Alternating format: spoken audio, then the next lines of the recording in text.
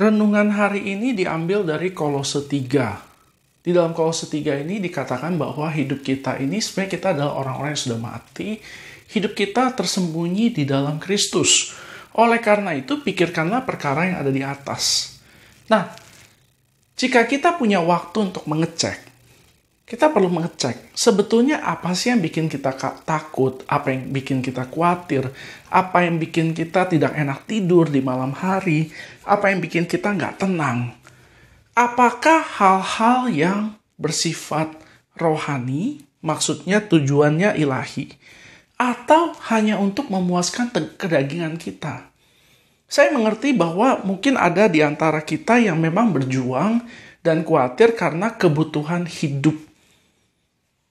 Saya mengerti, tetapi seringkali sebetulnya hidup kita ini sulit karena kita mau mengejar keinginan-keinginan kedagingan. Paulus, waktu dia melakukan kehendak ilahi, dia tidak merasakan kesulitan itu. Dia bahkan waktu ada di dalam penjara, dia masih bisa bernyanyi untuk Allah.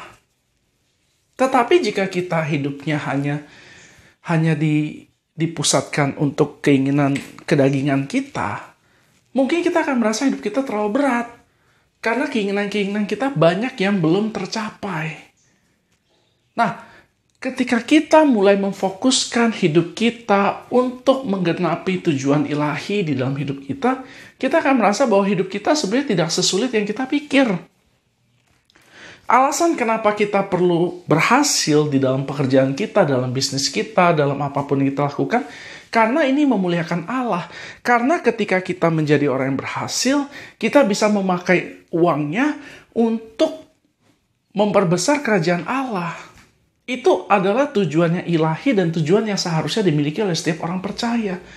Nah, ketika kita hidup untuk gaya, kita hidup untuk memuaskan kedagingan kita, untuk ego kita, untuk apapun itu, jangan heran kalau misalnya kita jalannya terseok-seok, tidak ada sukacita di dalam hidup kita, karena keinginan itu bukan berasal dari Allah.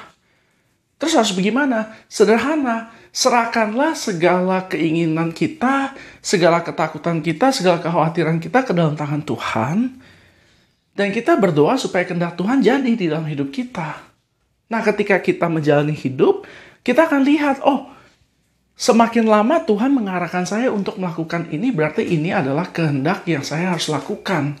Tetapi, intinya adalah kita harus memiliki di dalam hati kita keinginan untuk menggenapi kehendak Allah dan bukan hanya memuaskan diri kita saja. Hanya dengan cara itu kita akan lebih rileks di dalam hidup, lebih nggak stres.